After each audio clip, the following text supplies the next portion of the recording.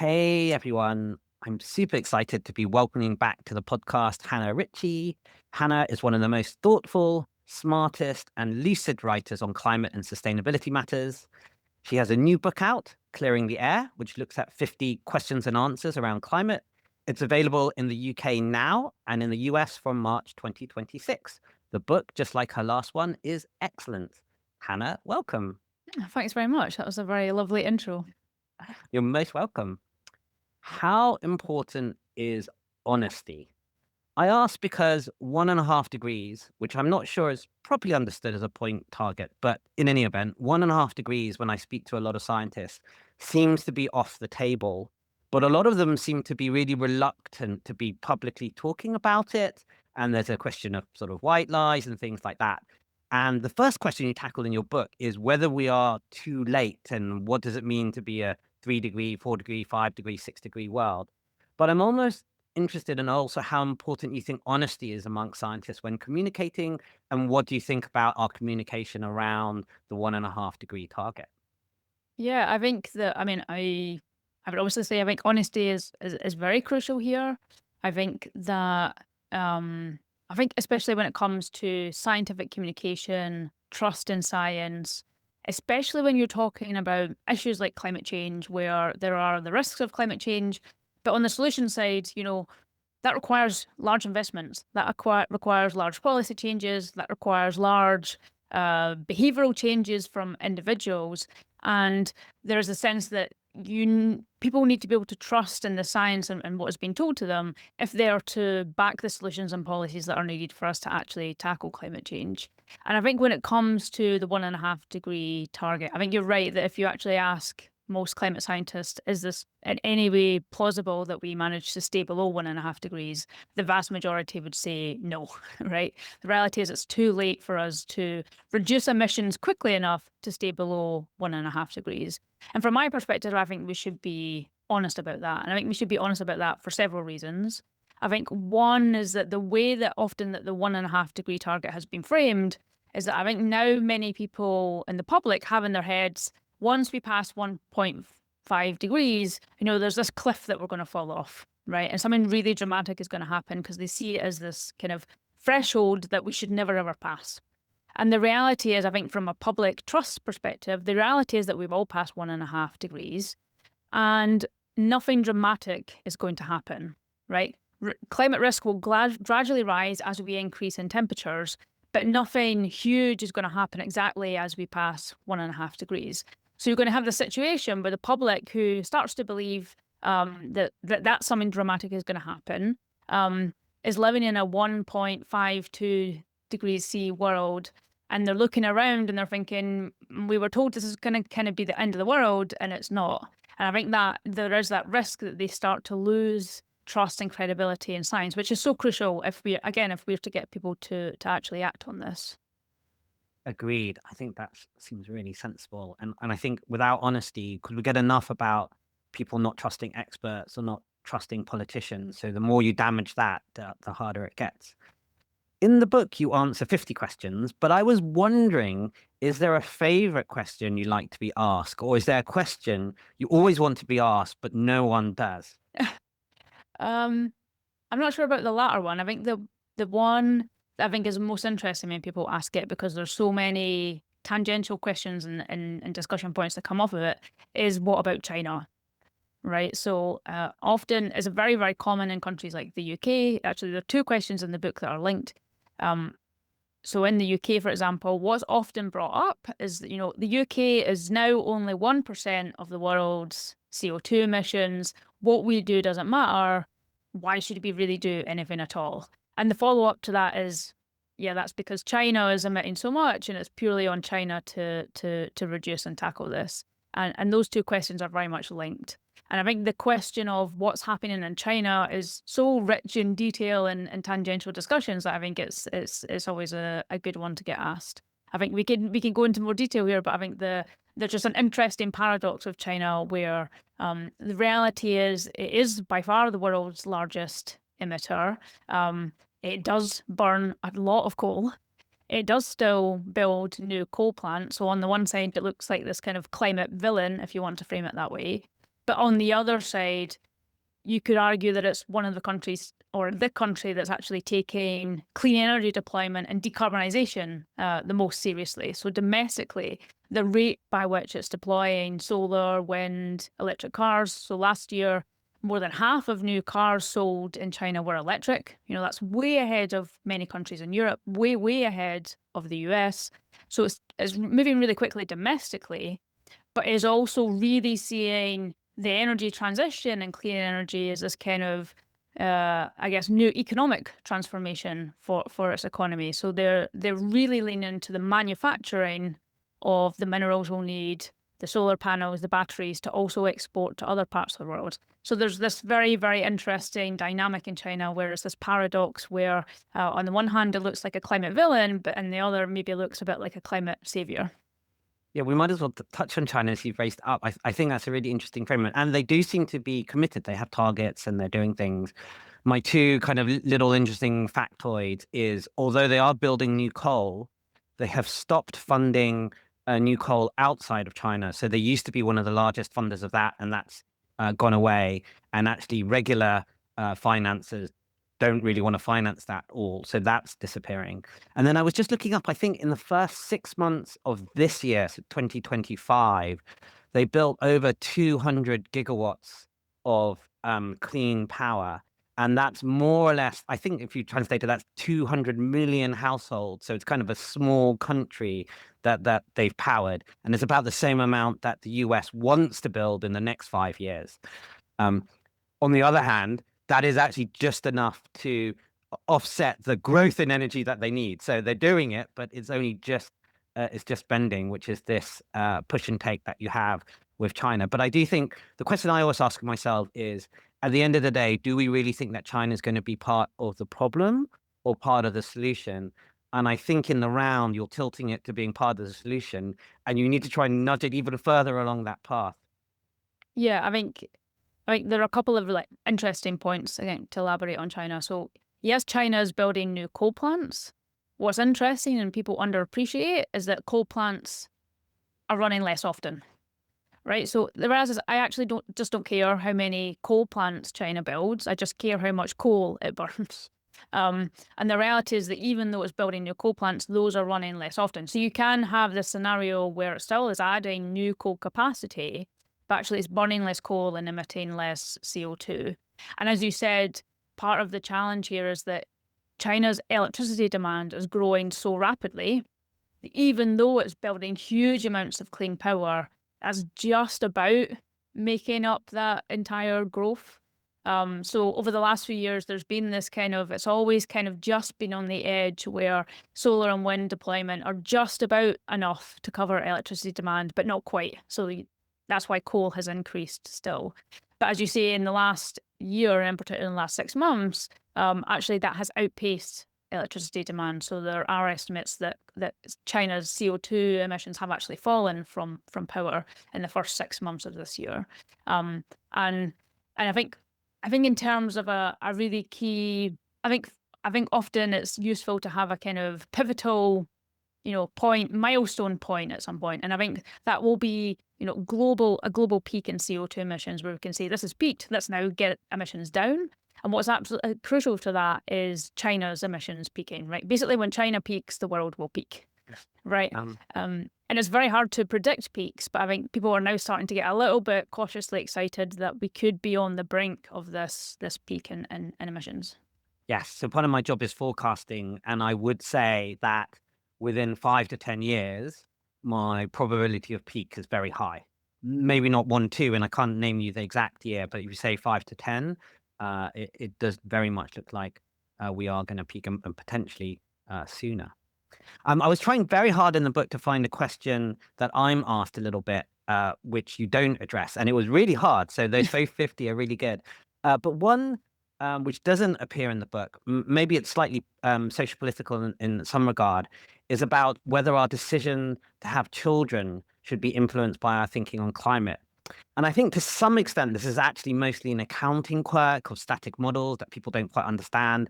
But I also have a kind of pragmatic technologist answer, that's what I call it, about how that humans are the ones which will need to create the systems and technological change. So we really shouldn't be worried about that. But I was wondering, what do you think of this question and human flourishing, and whether it should, whether the decision to have families or not should be influenced by any of our thinking on climate? Yes, I think there are often two reasons that people bring up if they are concerned about having children as a result of climate change.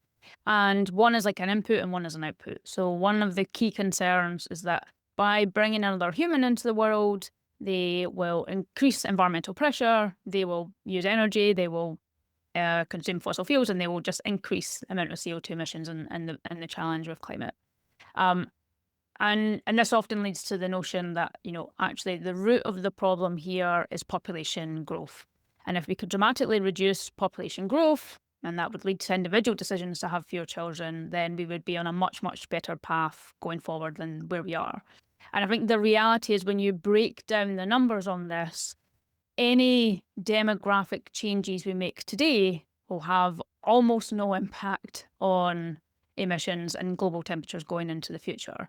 And the reason for that is if you change fertility rates today, there is often quite a significant lag before that actually has a meaningful impact on total population numbers, right? And the reality there is that by the time we've reached the stage where it has a significant impact on population numbers, emissions will be extremely low, or emissions per person will be extremely low, right? So let's say we change fertility patterns today. It takes by 2050, for example, or 2060, for that to have a meaningful impact on the total size of the global population. And the reality is that by 2050 or 2060, emissions per person should be extremely low, if not close to zero, right? And if we're not there, then we will have failed quite badly on our decarbonisation.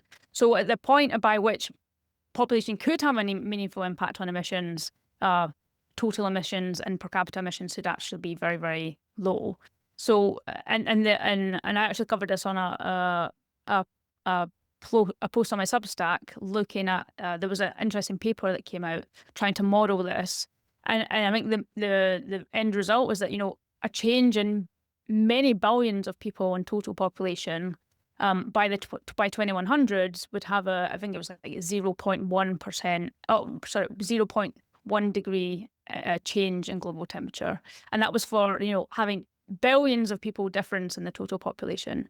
So I think we're actually past the point by which demographic changes are going to have a meaningful impact. And that also goes in the opposite direction, right? I think there are projections that global population peak might not be that far away, right? The timeline keeps coming forward and forward. And I think some people see that as a kind of climate blessing, that if population peaks way earlier than we thought, then we'll be able to drive down emissions much more quickly. And again, I think that's not right. I think in either direction, I don't think at this stage population is going to have a huge impact on emissions. Yes, and it's a really interesting observation that our consensus models for that comes in and in and in. And I think I also point that to one of the issues, or just one of the challenges, the fact that we are using models, and models aren't necessarily the world, and you've got to take a lot of these things into account. But I'm very much with you on the population front. On the flip side to that, in the last year, one of the most talked about ideas, I guess particularly coming out from the US, but is going around globally, is this idea around abundance. So Mm. Ezra Klein, Derek Thompson have been talking about it, but it's been floating around for a little bit. They kind of really talk about the abundance of everything, really. But for sustainability in particular, they talk about the abundance of clean and green energy and electrification. What do you think about the ideas of abundance? And I guess on the one hand, some critics would say this is too techno-optimist. That would be one sort of criticism. On the other hand, people might point out to say, well, actually, this is a way that you can kind of raise everyone and get a kind of consensus coalition for the things that we need to do. Yeah, so I think there's a question of whether I think that's a positive and something we should aim for, and then there's a political angle of is that the type of, I guess, messaging and narrative and goal that is most politically salient if we want to tackle environmental problems and climate change? And I think my answer to both is yes. Where I think if you are to look at the political situation today in terms of how people think about climate change, how leaders talk about climate change, what people's concerns are about the climate solutions, and I go through many of them in the book. I think the reality is that for a lot of people, the sense that in order to tackle environmental problems, what we need to do is cut back. We need to reduce our standards of living. We need to go back to a way of living that we had in the past, because that's when we were sustainable and now we're unsustainable. I think the reality is that to most people, that's just not that appealing, right? I think the reality for most people is they want to live a good life. They want cheap energy, and you generally get cheap stuff when you have abundant stuff, right? Those tend to go hand in hand, and they are looking for credible alternatives to many of the technologies and stuff that they use today, rather than just saying, let's just cut that out completely. And I think the way you do get there is by emphasizing not just the climate benefits of this transition, but importantly, the economic, the lifestyle, and knock-on benefits that this transition has. And I think I think when you're often talking about, energy, I think what a lot of people miss is how much we can increase energy services to people while also reducing energy use at the same time. I think people conflate these two, and I think that's a mistake to conflate these two. So I think the reality is when you blow up what the global energy system looks like, most of it is just wasted energy, right? And that's wasted in two ways, right? When we burn stuff, we just chuck away a load of energy away, right? So when you burn coal, only a third of it actually gets converted into electricity. For gas, it's maybe half, right? So you have huge losses in that part of the system. But then you have huge losses in using fuels rather than electricity, right? So for your petrol car, 80% of the petrol you put in your car is actually what we would say is wasted, right? Because it's actually not delivering energy services. Only 20% is delivering the energy services, which is moving you from A to B, right? With electrification, you get rid of huge amounts of those energy losses. So for an electric car, it's basically the inverse, where 80% is going from moving you to A to B and only 20% is wasted. So when you blow this up and then look at the models for the energy transition, what you realize is that we could get rid of huge amounts of that energy at the top of the chain, which is not doing anything for us or improving our lives in any way. And you could keep the energy services the same, or actually increase the energy services while still reducing that bit at the top. So I think that's one key thing to get across, is that, trying to provide more abundant energy services does not necessarily mean you need to use more energy. You can actually use less energy and get more output. Exactly. And this touches on, I mean, we spoke about this in our last podcast, so we won't rehash it. So if anyone can go and listen back to that. But this is one of the critical things you pick up in kind of degrowth ideas, that actually by focusing too much on that, you miss all of these things. And I would assume you still have the same critiques around the ideas that you had last year into this year. Yeah, I mean, I think it's actually just got stronger based on the political situation, where I think there is. I actually don't think this is necessarily reflected in public opinion, but at least in kind of political rhetoric. I think over the last year or so, there has been a shift toward less away from climate change to either not talking about it whatsoever, or talking about climate action in a more negative framing, right? And I think that's true of many countries. It's obviously true of the US. You even see it in the UK and many other countries in Europe. And I think the notion that, the way we should try to progress and push climate action more is therefore to say, well, we should just shrink the economy, or even just reduce energy consumption. Like, even if you just put that message, we should just reduce and do less in order to tackle climate change, I think is just politically is just a non-starter, even more so than when we discussed this last year. Yes, I would have probably said a few years ago, I was 99% sure of that position. Forecasters really never like saying 0% or 100%, but it even increased. And the thing which switched me was actually the pandemic, because essentially we did have a version of degrowth during that time, and everyone found it really awful. So I just don't Well, think and it's under. emissions just dropped. Yeah, Was it well, like 5 or 7% or yeah, something? Yeah. something tiny, Yeah. right, or not of the scale required. I mean, I think when there's been discussions on degrowth previously, I think there's a criticism that actually not what degrowthers are not advocating for is a reduction in GDP or necessarily like economic growth. It's aimed at particular sectors and in particular reducing energy, right? So shrinking energy and resource consumption. And I think my response to that is that, trying to be, I guess, pragmatic about it. The easiest way, or what I see is the most effective way, if you want to actually just reduce energy, again that energy at the top of the chain, is just to promote decarbonisation and electrification. To me, that seems a much more effective route to reducing energy use than to tell people that they should cut back on energy use. I think the last one, you might get marginal gains from that. I don't think they're going to be dramatic or across whole populations. Just decarbonising and electrifying gets you much, much further, and to me just seems much more politically feasible. Yeah, much better tool. Exactly. Okay, so before we tackle a handful of questions from the book, where I ask some people about which are the ones that they come up, I thought we could do a kind of past and future exercise slightly. Although I guess this one's also a little bit answering the climate anxiety question. But if you could speak to your 16-year-old self, I guess the Hannah who loved science but was worried about the planet's future, seemed to really love water. What would you say to her now about hope, fear, finding your voice, what to do about climate anxiety? Um, I think I would tell her to, I guess, go away and look at some of the trends in humans' ability to solve other problems. Like I think one of my issues at the time, I was very concerned about the environment and environmental change, and I think quite rightly.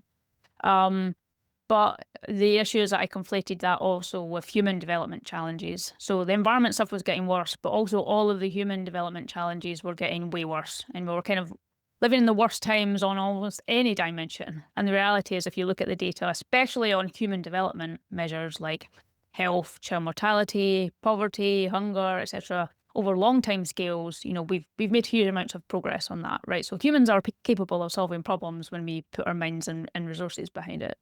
So that's one thing. And I think on the kind of emotional side, I think I would try to get across that a balance of concern and hope is good and fine.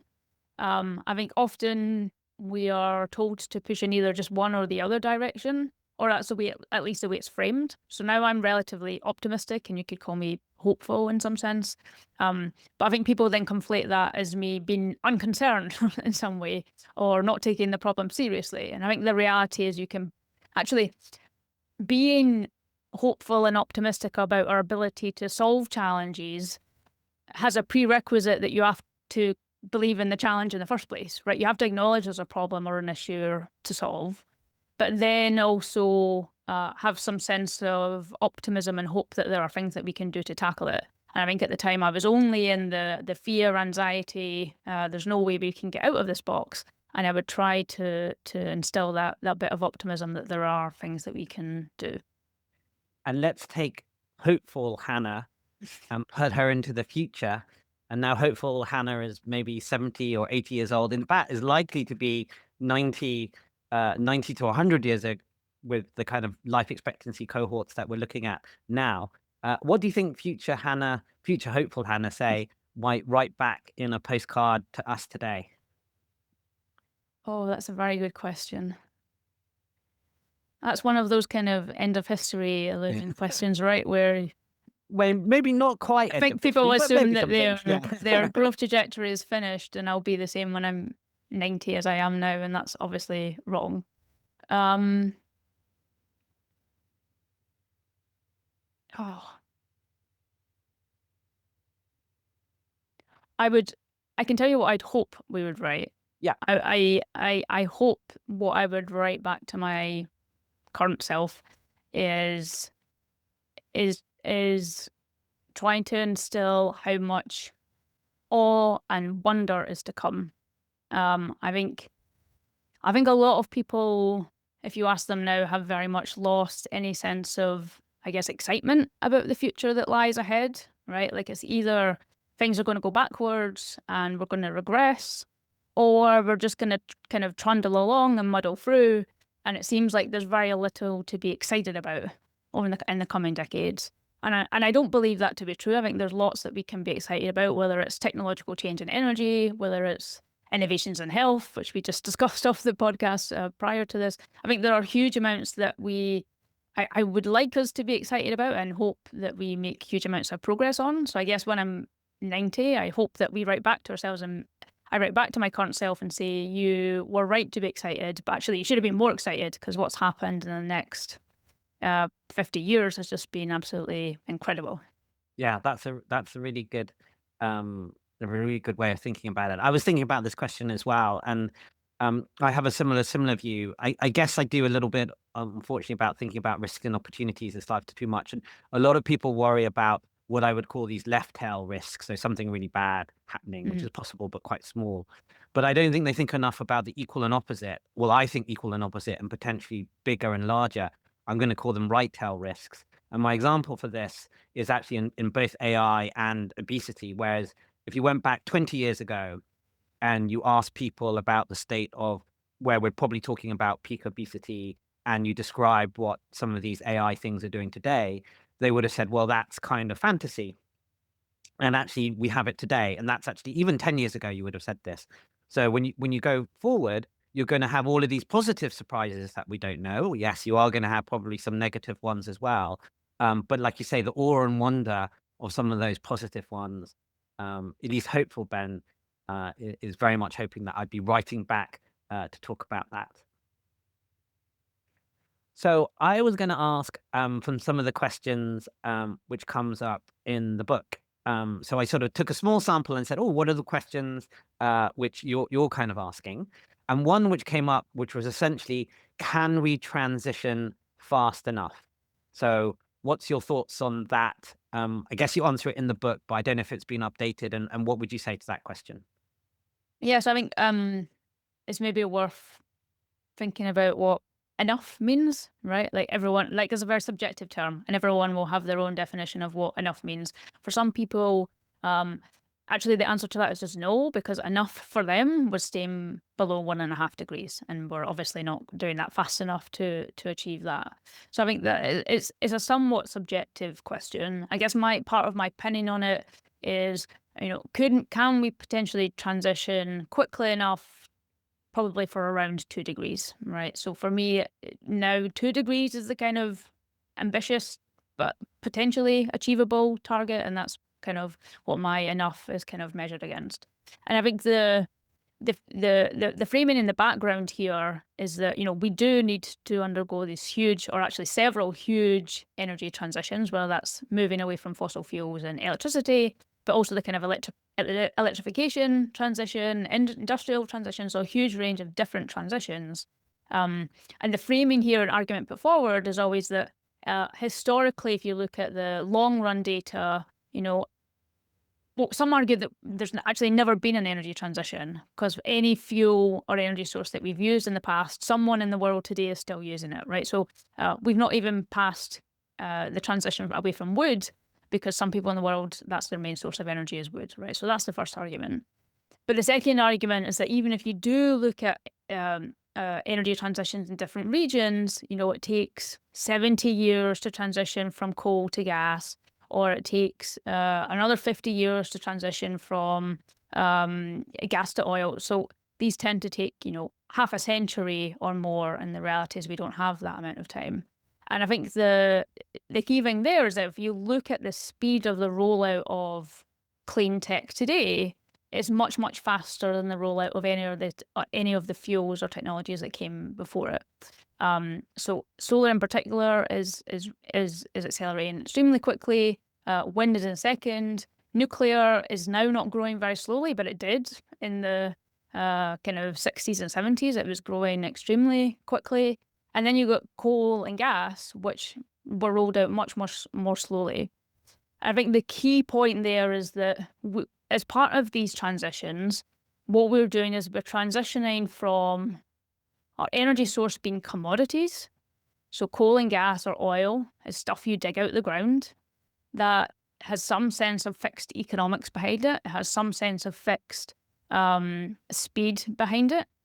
And we're transitioning to basically from commodities to technologies. And technologies follow learning curves. They can follow much more exponential rates of growth, both in terms of drops in prices, but also the speed by which you can roll these out. They're much more modular, right? So you can deploy them much more quickly in many different places rather than waiting for this, one coal plant or one nuclear plant in a given location.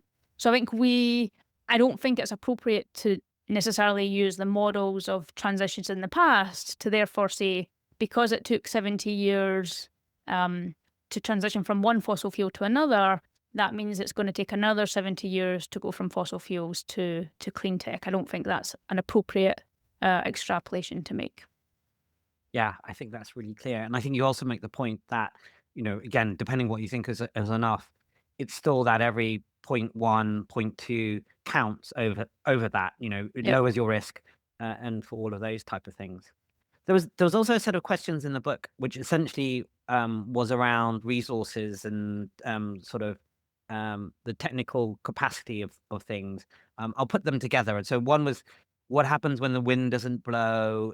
Is there even enough land for the wind turbines? And what happens if we run out of resources like minerals or things to build the wind? Isn't that a huge challenge for us? Yeah, so the first one that comes up is, well, it's fantastic to move to solar and wind, but like sometimes it's night and sometimes the wind doesn't blow. And what you're going to do when that happens. And I think what's key to get across here is the different options we have at different timescales, right? So we actually have now very good technology, i.e. batteries, just standard lithium ion batteries, to basically store energy and dispatch it over the time frame of maybe hours, right? And the reality is actually when you look at models across the world, many countries, especially those closer to the equator, can actually get extremely far if you just do a pairing of solar, wind, and batteries. And there's much less variability across the year. And also there's relatively abundant sun such that that combination can get you extremely far, right? That is much trickier in a country like the UK, for example, where we have less abundant sun and we do have quite abundant wind resources, but we have what's called the Duncan Fault, which is basically these much longer timescales where the amount of wind produced can be extremely low, right? So there you could be talking about days to weeks with very little wind. And the question is, what do you do to fill in the gap there? And there are a range of different options for this longer term kind of intermittency or variability problem. One is just to fill in the gap with other low carbon technologies, right? You can fill the gap with nuclear or geothermal, biomass that has mixed reactions, but there are other low carbon fuels by which you could fill that gap and build a more diverse electricity mix.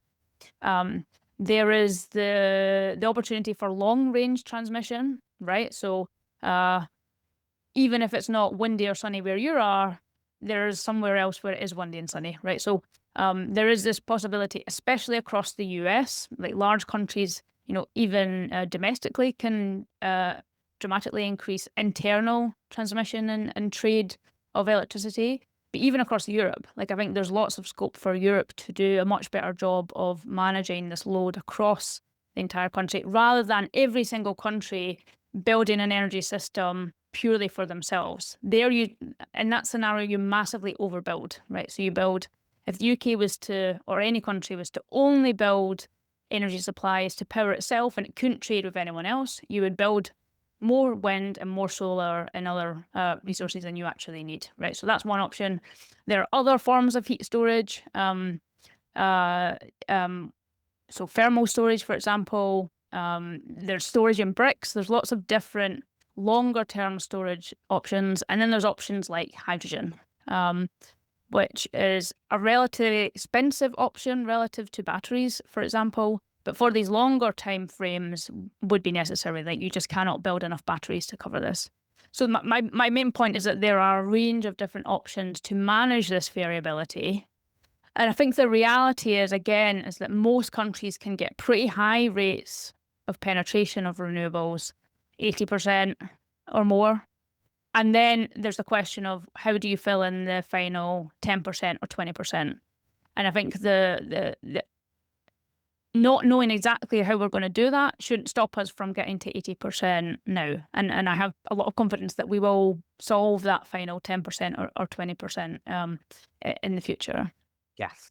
80% extremely plausible, and the last 10 or 20% pretty likely. And you have also a sort of set of questions around the hard to abate sectors. So cement, I guess you could put aluminium, fertilizer, maybe long distance flying. And what are we going to do about that? Isn't that too large a residual? And how much of a problem is that? I'm going to come back to the resource one because I didn't properly Sure, yes, on you the did on the minerals. resources. I guess Yeah. that's also, yeah, are we gonna run out of minerals? Well, we can do that either way. Yeah, because it's a question I get a lot. Like, are we going to run out of minerals? And, aren't we just substituting one problem for another because we need to do huge amounts of mining for clean energy? And I think on the first question, are we going to run out in the long term? Almost every long-term analyst says no, right? So whether it's the IEA or the Bloomberg or like a range of analytic organizations that say basically no. And there are a couple of reasons for this. One, we can model basically how much of these different minerals we're going to need under a range of different decarbonization scenarios. And for some, it's already very clear that if you look at how much we have and how much we'll need, we have enough, right, for many of these minerals. And then there are a couple of other things that play into that dynamic, which makes me not that concerned that in the long term we're going to run out.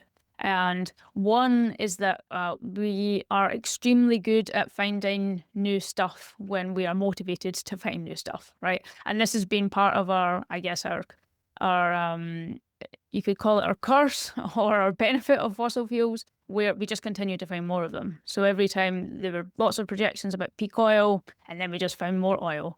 And I think that's the case for many different minerals, whether it's lithium or cobalt or any of them. I think we will continue to find new resources.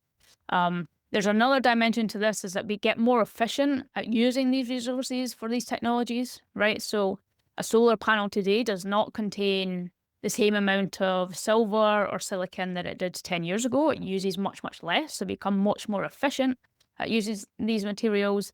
And then if you look through history, when there have been, I guess, resource constraints, we've been actually very effective at substituting one for another, right? So you could see some plausible scenario where cobalt resources are very constrained for batteries, but that obviously will result in a price increase in that. And then there's the motivation to switch to alternatives. And actually we have an alternative, and it's either cobalt-free chemistry of lithium-ion batteries, so nickel, or sodium-ion batteries, which is another potential solution. So we're very good at actually being quite innovative in shifting to alternatives when supplies are constrained. And then finally, there's a question of, won't this put huge amounts of pressure on mining and environmental pressures? And I think the reality there is that, yes, we will need to mine quite a lot of new minerals for these technologies. But when you compare it to the energy system we have today, where we're extracting and burning fossil fuels, we will need far, far, far less minerals for the energy transition. So to give some perspective on this, the amount of minerals we'll need across the entire energy transition over decades is something like hundreds of millions of tons in total, right?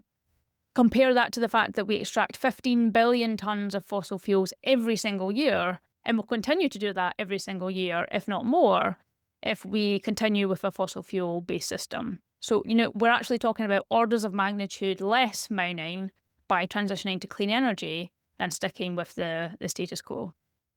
Yeah, that makes a lot of sense. So that's actually probably quite a good segue into the hard to abate sectors as well.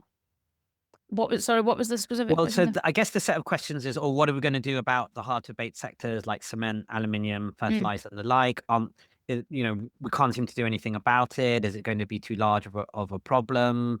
And I guess adjacent to that is like all feel really uncomfortable about carbon sequestration. We don't have this technology coming out, and you have a kind of cluster of questions around the ones you get around hard to abate sectors. Yeah, so um, I think when people think about hard to abate, they're often thinking impossible to abate, right? So they're often thinking there's just absolutely no way that we're going to be able to tackle cement or steel or aviation. And I think increasingly, especially in the last decade, I think it's moved from being impossible to abate to actually being like quite hard to abate, or I should frame it expensive to abate. Right? Often there is some technical solution there, and actually the block is that it's expensive and people won't pay for it. Um, Maybe I can take an example of where I think the solution space has moved. I should make clear when you look at the solutions we'll need, there are some that we can do today. We're already doing today at scale. We're doing it rapidly, and it's very cost effective. So the decarbonisation of electricity, uh, electrifying roads transport, they are solutions that we know they work, and they're becoming increasingly competitive, and they are being deployed at scale. These hard to abate sectors are much earlier in the kind of technology readiness level, where they're often have some smaller investment, but it's still in the kind of piloting type stage or innovation type stage. If I take the example of cement, right? So the challenge you have with cement is twofold. One, you use coal energy in the actual manufacturing process, but actually the key challenge there is that in order to make cement, what you do is you take limestone, so calcium carbonate, you basically heat it up to extremely high temperatures, and you get calcium oxide. And the calcium oxide is basically the stuff you put in cement. But if following the chemistry, also at the end of that chain, you get carbon dioxide directly, right? And the reality is there's no way that you can convert limestone to cement without producing the CO2 directly from the process, right? So the question is, how do you get rid of that? And I think the fallback solution often in the past was carbon capture and storage. So what we'll do is we'll just stick a big thing on the end of the plant that will capture the CO2 and we'll store it underground. That works, and we could probably feasibly do that. Just the reality is that it makes cement more expensive, right? If you add carbon capture storage on the end of anything, it automatically makes it more expensive. So that's been the challenge there. But there are very interesting solutions coming through, which take a different approach entirely. And one of those is basically saying, rather than starting with limestone, what we'll do is we'll start with calcium silicate. And calcium silicate comes from basalt, which is an extremely abundant rock on Earth. We're no chance that we're ever going to run out of that in any way. So we have huge amounts of this. And rather than using coal, we'll basically use this electrolysis process. And that way you can convert that calcium silicate into cement without the byproduct of CO2. And I actually think this is probably the cement solution that I now get very excited about cement, which I didn't have on my play card a decade ago. But this is probably a solution that I'm most excited about because it takes a different approach entirely. Gets rid of the CO2 from both parts of that, right? You're no longer using fossil fuels to process the energy, and you don't have this CO2 emitted directly. And to me, that looks far more credible to get it to a cost competitive level than it does by using carbon capture and storage. And when you look across the different sectors, other hard to abate sectors, we're kind of in a similar-ish position where, again, we haven't deployed any of these at scale yet, but there are quite promising solutions coming through, a range of different companies working on, different, I guess, solutions. And for some of them, it's hard to pick a winner at the moment. But I have quite a lot of confidence that, within the next decade or 2 decades, we'll get there and these solutions will start to scale. And of course, people will say, well, that's far too late. We can't wait 10 years to get this. And I think the reality is that we should, or at least I think we might need to just wait 10 years or so. And I think that's fine. I think if we make huge amounts of progress on the stuff that's easy to do today, is cost effective and cheap to do today, while building up these other technologies, the reality is that by 2050 or 2060, they'll be in the position where they're at scale and they're drastically reducing emissions. That makes a lot of sense, and I like your phrase, "Hard to abate, but not impossible to abate." So that's a good one. Well, that's great. I mean, we're not gonna have time, unfortunately, to go through all 50 questions, but that'd be great because then listeners can buy the book. But it was interesting you mentioned that cement wasn't really on your bingo card a few years ago, and now it is. I would be interested in, say, over the last year or two, whether you've changed your mind about anything in the sustainability space, either something that you've got, oh, I guess it was a bit like cement. It's like, don't see anything on the horizon. Oh, now I do. Maybe one kind of hopeful, or you could also go one the other way where you just changed your mind, thought, oh, that looked like it was going to work, but maybe now it doesn't. But have you changed your mind about anything in the last year or two? I think the main thing is actually less about a specific solution or technology and is more a more conceptual level of actually how we frame the climate change challenge or what amount of emissions reduction we should be aiming for. And I think previously I was very much in the kind of what you might call it the net zero crowd, where it's like, what we need to do is we need to get emissions to zero by 2050. Right. And I think I have swayed slightly away from that. Um, and I think the reason for that is one, I think net zero as a concept has been quite weaponized in politics. And I think it's maybe not a particularly useful term anymore to try to convince people to take climate action. But again, I think a lot of the challenge in the framing of what we need to do to tackle climate change is that when you focus on getting to absolute zero, I think for many people it becomes totally unbelievable that we would be able to do that. Like I was having a conversation with someone about net zero. Oh, well, not net zero. They asked what I did, and I tried to explain. I struggled to explain what I did, but I kind of I do stuff on climate, and that brought up the conversation of like what they thought about climate, and they're not immersed in the space in any way. They're just again a regular person that's mildly concerned about climate change and doesn't have a particularly strong opinion. But what they were saying about net zero is like they're not in favor of net zero because they don't know what we'll do about plastics, right? But I think if you were to hear from that person, they're not in favor of net zero. I think immediately in people's mind when they hear that phrase is they think, well, they don't care about climate change, or they're not in favor of clean energy, or they're not in favor of, electrifying transport or any of these solutions. And the reality is that was really not the case for this person. They were in favor of all of the above.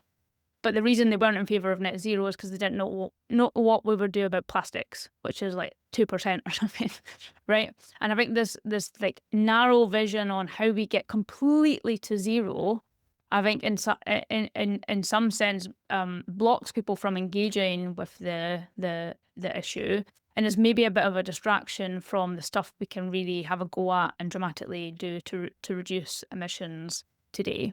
I think the reality is. Again, coming back to honesty, I don't think we'll be at net zero in 2050, but I think we can get to 85% reduction or 90% reduction, even if we go quite quickly by 2050. And, if there's 5 to 10% of emissions left that we're still struggling with, and it takes us another decade or two to be able to solve those, I actually think that's fine. Once we get emissions that low, the rate of warming will be so low that we won't be under the huge amounts of pressure we're under at the moment, because we have really quite rapid warming because our emissions are the highest they've ever been. Like I think once you get to those relatively low emissions levels, which is like the remaining 5% or so, you have more time to work out what you do about plastics or what you do about aviation, which is, again, just a few percent of the world's emissions. So I think that's been a bit of a shift for me, is being less narrowly focused on how we completely get to zero and be like, how do we get emissions 90% down? And then we'll work out the rest. Yeah, that would be significantly good. I mean, in reading your book, at least in the first part, I thought, I don't think this is a change in your view, but the clarity of how you wrote about the interplay between personal change and the system change, and how, yes, we need the system, And so you can do your personal things and they happen, and they're signals to the system via our consumers and then votes and all of that, but not to essentially get hung up about it. And I know I very sort of simplified that, but I thought the clarity of how you wrote about that this time round was particularly lucid. Yeah, I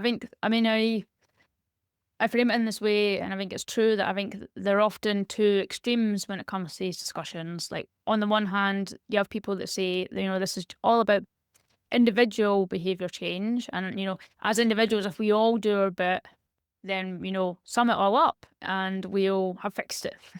And I think that's just not realistic. That's not going to happen. And at the other end of the spectrum, there's the sense that this is purely a systemic problem.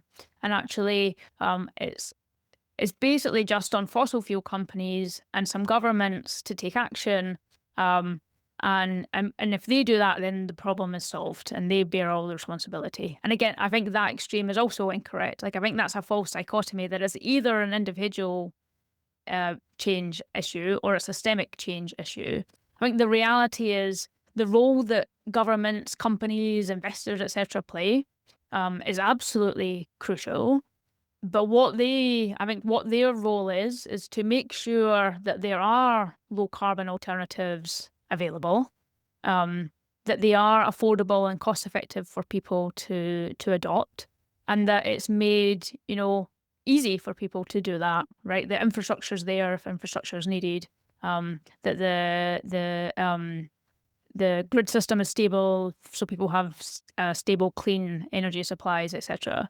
But the reality is that that's not going to happen. And I don't think we can expect that they're going to put in all of that effort if, as individuals, we're completely unwilling to change and do our bit. Like that, of course, that's not going to work, right? We can't expect, the example I use is on transport, right? We can't expect governments and companies to, either invest heavily in public transport and make that available, or make really good, cheap electric cars available and build out a whole charging network so people have access to it. They're not going to do that, and there's absolutely no point in them doing that if we're all stubborn and say, no, I would like to stick with my petrol car, and of course I'm not going to take the bus or the train or move to an electric car. Like, very clearly, if individuals are not willing to change, that system just doesn't work. So to me, it's just a false dichotomy, and both matter. Sure. Yeah, that was very clearly expressed. So 50 questions. Fast forward to today. Is there a 51st question that, you couldn't quite fit in, or you're now getting asked and you think like, if I could do the next 50, the 51st one, this would be the one that I would answer for people? Not an additional question, but I think there was a question in the book on AI. And I was very honest in the book that in the first draft of the book, there wasn't a question on AI and its energy impacts. And the reason for that is that, especially when I wrote it, there was basically no data to go on, right? And I felt like there was nothing valuable at all that I could possibly add there. So it would just be a blank chapter, or just a kind of nonsense chapter where I wasn't saying very much. Over the course of writing it, I think some of the data solidified a bit, so that I could say something about AI that I hope is reasonably useful in framing the issue. But I think my perspective on that shifts much more quickly than it does for any of the other questions, just because AI and the discussions on that are moving much more quickly. So I think I maybe would have written the AI question a bit more differently than I did. Yeah, and it continues to change. And I guess it depends on who you're asking things, but I think there's a little bit too much focus on AI risk, although I guess it comes in so many different forms because you've got existential, privacy, data, resource use, and things like that. But certainly, and you've answered this in your Substack over time, the resource use is really, we shouldn't worry about it. And then on the flip side, I think is this the question you flipped to Bill Gates as well?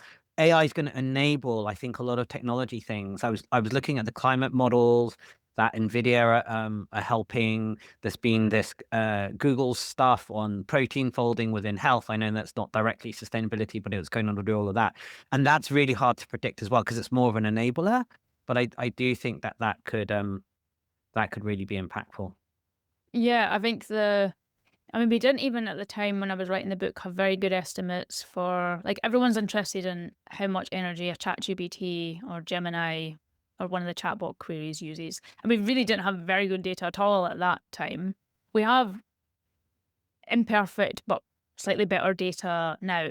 And I think my view on that has even more solidified that, especially for individual AI chatbot use, people vastly overestimate how much energy it's using and the environmental impact. It's really, really very tiny. Like, even if you're asking ChatGPT 100 questions a day, which most people don't, um, it's still a tiny, tiny fraction of your overall energy footprint and your overall carbon footprint. And I think to many people, uh, saying the environmental impact of asking ChatGPT 100 questions seems incredulous, right? They would think that that's, absolutely horrendous for the environment. Like, why on earth how could you possibly ever do that? But I think the reality when you break down the numbers, especially for individual use, it's extremely low. Yes, I can't quite remember it, but something like eating a steak is 10 to 100 times worse or something. It's Yeah, something yeah. I like mean, that. Like diets, that. yeah. Yeah, Whether it's water yeah, or yeah. carbon footprint, diets are, yeah, like huge in comparison. Yeah. Great. Maybe turning just to a couple of more personal adjacent things then. Are you still getting time to run by the coast? How do you deal with the Scottish weather? Is that still part of your routine in terms of writing and running? And do you listen to books or music or things to inspire you? So are you still getting time to run, and what else inspires you? Yeah, I still run basically every morning. Um, I find it very relaxing. Partly very relaxing. At the same time, I find I often half draft things in my head when I'm running. Like, it helps me kind of clear my thoughts, and like sometimes I start thinking about, oh, I'm gonna write this, or so. I think it's like a very sacred time for me. Yeah, we're coming into the like not so nice weather in Scotland in winter, which I think it's actually the darkness that makes it worse, right? Because you're basically going out to run in the dark, which is not that fun. Um, uh, but it's fine. I do enjoy it, and I'll continue doing it throughout winter, even if it's extremely icy. I keep that up as a regular part of my routine. I'm not really an audiobook listener. Um, I and I hope you all listen to my audiobook. But I find podcasts much easier to engage with and listen to than audiobooks. I don't know. I think it's the back and forward discussion keeps it more dynamic than just hearing someone read something. I tend to find I don't really take the information in when I'm listening to an audiobook. So that's not really an option. But I do listen a lot and inspired a lot by podcasts. Great. Last time we had a mini discussion around essentially kind of charitable giving and how to think about that. And you really influenced me. So I have already sort of from many years back tried to give sort of more than kind of aim for sort of 10% um, post-tax of thinking about that. But you made the point that actually giving to global development and healthcare could be seen as part of the solution and things. And I had always felt a little bit bad that I'd actually, although I do some work within sustainability and think this all of that more my giving was weighted that way, and always felt a little bit bad that maybe I hadn't done that. So I went to relook at that, and that made me feel quite good that a lot of the human development stuff that I'd decided to support was quite good. But I wonder, maybe we can frame it the other way around this time is maybe if we gave you $1 billion or Okay. maybe 10 billion, which actually in the grand scheme of things, it sounds like a lot of money and it is a lot of money, but it isn't actually an astronomical amount of money. But if you had, say, 1 billion, or you could go up to 10 billion if you like, how would you think about directing that money today? Oh, that's a good question. I mean, yeah, 1 billion or even 10 billion sounds like a lot. I think on the topic of giving, I mean, the reality is, what was the US aid budget? It was something like maybe 60 billion or so. So like even putting that, but then that's been like mostly cut this year. So yeah, my 1 billion or 10 billion would still only be a small dent Yes, in the you amount that's only being you only get to lost. do a project or two. You don't get to save a country. So yes. Yeah. That's interesting. I think I would I think people would expect me to say I would invest it in solar panels or something. I don't think I would do that because I don't think that's where the highest cost benefit for Yeah. charitable giving here would be. And a lot of people are working on solar panels Yeah, already. I think, Yeah. I think again, I mean, on clean energy every year we invest, and now it's over 2 trillion. So again, my 1 billion would be a tiny, tiny fraction of that. Um, so I think again, I would either direct it towards very high ROI health projects, um, or I think one thing I've become, I guess, a bit more enthusiastic or convinced by in the last year or so has actually been just give directly. So giving money rather than saying, I'm going to spend the 1 billion on uh, high value seeds or malaria bed nets or tuberculosis medications. Actually, what I'm going to do is just give the money directly to people on extremely low incomes. And some of the results, especially in the last year, have been extremely positive. Like I think there was maybe a study in Kenya where actually, and I can't remember the amount that was given to particular households, that the drop in child mortality rate was like quite stunning from just giving people money directly. Um, and the argument there, of course, is that people people in particular situations know far better than you or I what it is that they need to improve their living standards or what they need from a health perspective. So you should just give them the money, and they will make very good decision on how best to use that. So I think I would actually like to see. I know I couldn't save a whole country with this, even a small low income one, but I think I would like to see more projects where actually quite significant amounts of money are given in a particular region of a country or even a very small country to see, overall, if you just give people money directly, like what are the knock-on impacts and are those impacts sustainable? And I think that you could start to see extremely positive results from that. Yeah, and I think I was just looking it up. I think Give Directly, which GiveWell has looked at, does that, and they do seem to see quite high return on investments for that things. Yeah, it's interesting. Some people who think about this, particularly in philanthropy, look at whether something is underrated and also how tractable or not it is. Mhm. Those are the terms they use. And when I've been thinking about it, I get less I'm now less worried about so-called tractability, like so how feasible this is, because I've now seen so many things which I would have thought were infeasible now happen. And so now Mhm. I slightly wait is if the people or the organization or whatever seem to have a really committed, passionate idea and it makes some sense. And then it's still underrated, as in it seems to be an underfunded area that people aren't looking at, then actually that's maybe a plausible, for people really thinking about how to give way for that. And they shouldn't worry too much about tractability because we're very bad at trying to assess probabilities of some of these technologies and things. Mhm. Great. And How would I'm going to spin it on you? How would oh, you spend your 10 billion? how would I spend my 10 billion? So I do think direct giving is quite good. I do think a little bit more long run health interventions. So I'm still a little bit on, I guess people talk about this kind of the meta layer of things. But for instance, I don't think we've got a lot of data on how people track over time. So these are kind of longitudinal studies, or there's actually all sorts of things. And the reason for this is that normal companies can't make any money out of this. And governments, because it's a long range thing, don't have anything to show for it, even actually in a 4 to 10 year cycle. So I do think there's a lot of more long run research that we could do about what's best for us over time and Mhm. how that's followed. So that's one area. And then a little bit also in so that's particularly actually in health, because I think there's some of these long run health interventions which we've got some quite strong feasible hypotheses about. We just can't test them because no one wants to track this, even for 10 years, maybe not a Yeah. lifetime. And actually, there's also a little couple more on how we do organization. So this is a little bit odd, but I think it's really intriguing to me that, for instance, boards, committees are how a lot of the world's decision making is done. And actually, we know very little about how to make good decisions.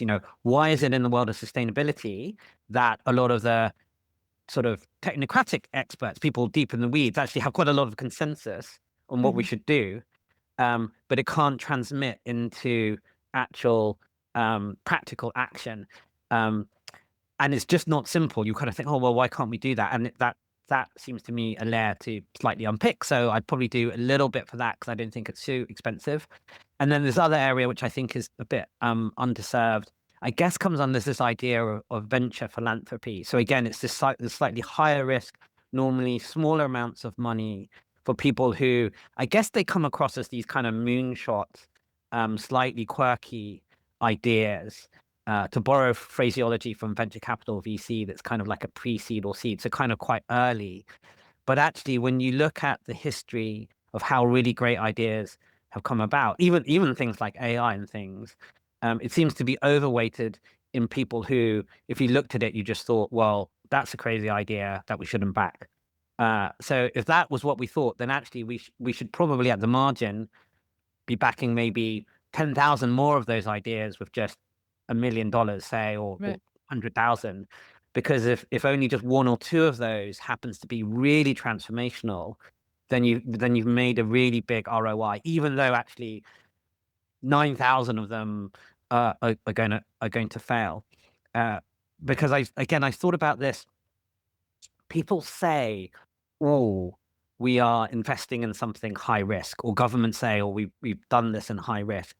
But actually, a lot of them kind of succeed at the end, and they have like this written report. So it shows to me that we're not really doing high risk, because high risk would say like Should have 9,000 a of high failure rate. Yeah. you should see a high failure rate if you were really properly doing it.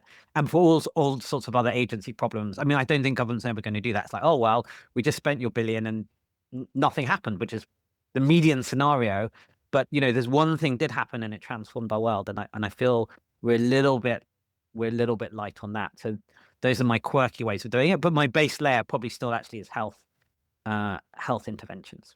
I mean, the UK government quite strongly backs this ARIA program. Are you familiar? And that is kind of framed around this, like we should be going for kind of moonshot, big risk things. I don't know what your perspective is on that. Yeah, so I'm really positive on ARIA. So they talk about things like moonshots and things, and they have got a lot of these interesting technologies. You should People listening, you should look it up. They've got these program management developers, and there's lots of live projects on. Um, and it's relatively small amounts of money. So this is it. There's only hundreds of millions. It's not even into the billions for very underlooked at areas. But they also see that small things which are really potentially quite transformational. So I'll just talk about one small thing because it talks about a lot of sense. So this is a project which this round is closing in October. So if you're listening to it later, you're going to miss out. But they call them innovator circles. And the idea was, if you look at the history of innovation, you often had tightish knit circles of, let's say, 80 to 20 people who really encouraged one another in kind of an honest way of saying, this is what we know, this is what we don't know, and this is where we could potentially do better. And they did really transformational work, actually, not just in technology. You saw this in humanities as well. So you see it in writing circles. And why is it all of these philosophers seem to get together in these small circles? And so they thought, well, maybe there doesn't need that much money, but maybe we should try and do that. And they did a pilot project with a couple of circles and had really, really great outcomes. People said, we've really pushed our ambition. We've started more projects. It was really great that we had open honesty with what's in the field and what's working.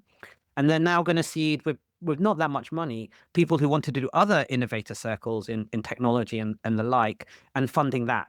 And so that's exactly the kind of thing that isn't really getting funded anywhere else with this sort of idea. A very plausible, tractable idea, which is already kind of working. And then they have that on very many fields. So yeah, I still really positive. It kind of gets a bad press because you kind of think, oh, these are the moonshot ideas. They're Hmm. spending money thinking about the philosophy of geoengineering and solar shields. Is that really a good use of our money and that type of thing? And you do have to think about it in cost benefit, but it is only a small amount. And if some of these things really hit, they could be very transformational. So yeah, I'm generally positive on ARIA, and the equivalent in the US is these DARPA or particularly ARPA-E around energy. And I think even Bill Gates's thinking was slightly influenced by thinking around how you do it and how you fund innovation and breakthroughs for his breakthrough energy and the like. Yeah, I was going to say his breakthrough energy. I mean, I think coming back to the like stuff we know how to do now and do very cheaply. Like I think my point there is that that's where most of the money at the moment should be going.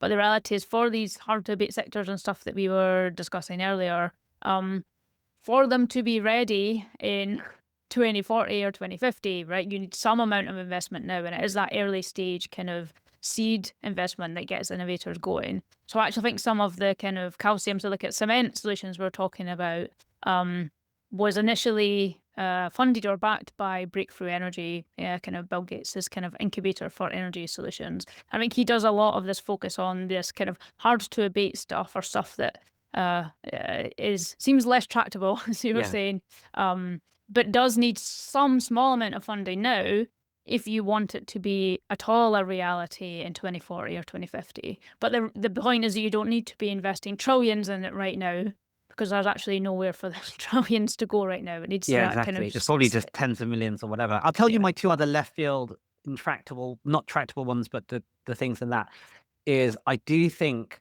long distance electric airplanes are more viable than people think. Half the issue is regulatory, and yes, you're going to have a heavy battery and fly it. But I do think we could do more to speed up that. I definitely think short haul is plausible in early 2030s. I think the regulator actually is going to be the bottleneck, not the technology, but we need something for long distance. And I would really love it if we could also get a cellular steak, which isn't a steak. Because I think I know they're doing it in chicken and other things, but I think if you crack a ribeye steak for people and they did not know that it was not a ribeye steak, and I know you kind of think, oh, well, beef consumption should be down on things. It's just not going to happen in America. So what you need to do is give them something where they didn't know it was a ribeye steak, and then you would be there. But there are some people working on the food issue. But I do think that may be one area where someone could do it. Agreed. Great. Okay, so last couple of questions. One would be any other current projects that you're working on? Obviously busy with book tour and speaking, and you have your Substack, and you have all of the great work that you do in World in Data. So you probably don't actually have time for much else, but it'd be interesting in other current projects. And maybe you could also give some thoughts to advice for people who might want to work in sustainability, or even life advice, generally thinking around what you would advise for listeners to think about. So current projects and any advice that you have. I'm not sure I would come to me for life advice, unfortunately. No, yeah, at the moment I'm like always working on a range of things. Like obviously the new book is just out, so a lot of my time is doing stuff on that. I keep getting asked, am I writing another book? Not yet. Like I hope I will write another book at some point. I do enjoy the writing process, and really going through the process of writing a book really clarifies your thinking on a given topic and challenges it, right? Like I think that's the case with writing in general, not just writing a book, which also comes through, again, I think in my Substack and stuff. When I sit down to kind of take on a question on my Substack, I think the process of going through and trying to explain it to someone on paper really clarifies or challenges what you're thinking. Like I think it's very easy in your head to think, yeah, I understand that. And then you go to write it down and you realize you don't understand it. So I find that process in general quite rewarding. So I hope at some point I'll write another book, but I haven't started yet. I have the Substack, which I kind of do in my free time. Again, I find it fun. I find I learn a lot of stuff and clarify my thinking doing that.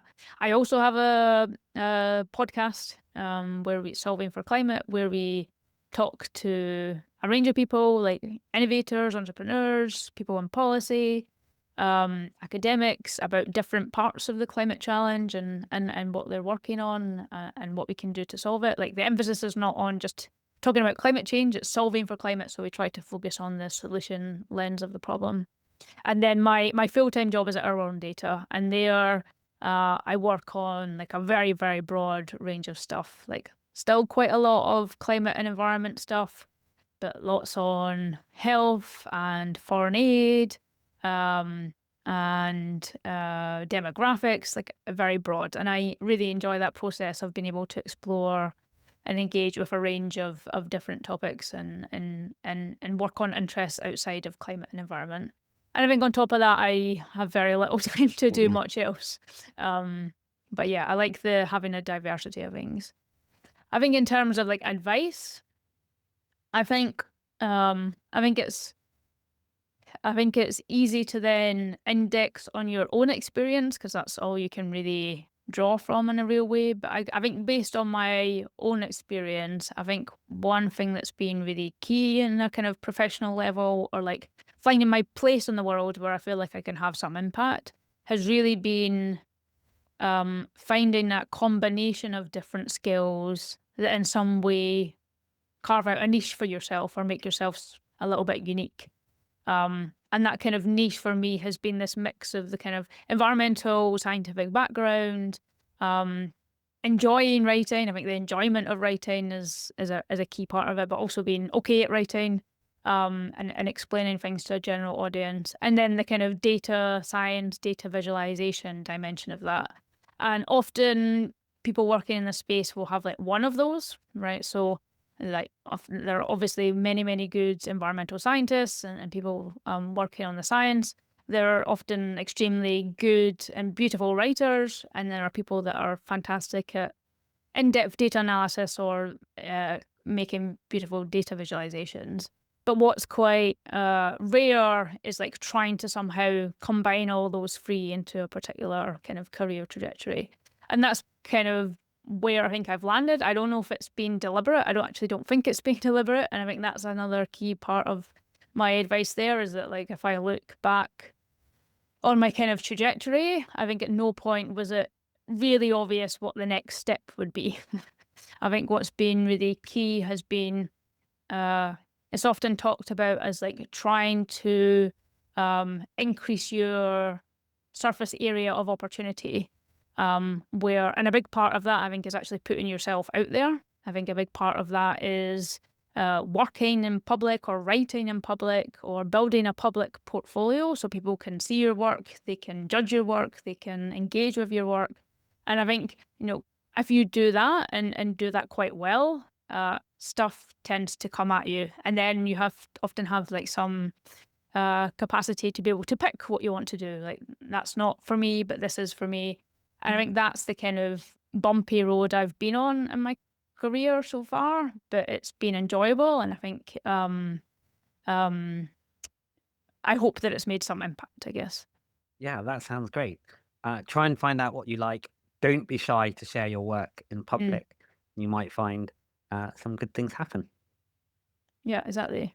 I Great. think another way of framing it is like, this is often talked about in kind of impact circles or kind of effective altruism circles, but like trying to find a particular area where you have a very clear like comparative advantage, right? So like try to find an area where if you weren't doing that particular role, would someone else be doing it, right? And I think there's a lot of kind of traditional careers where you can be fantastic in that role, but there are loads of other equally fantastic people doing that kind of standard role. And I guess this comes back to like finding a particular niche. Often, if you don't fill that particular niche, there's no one else that will fill that instead. So I think that's another way of framing it.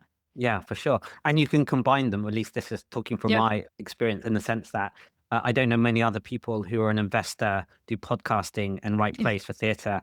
And suddenly each one of those things are not necessarily super unique, but when you put them all together, you turn out to be an odd shaped thing. I didn't know you did plays for theatre, but Yeah, great. So on that note, Hannah, thank you very much.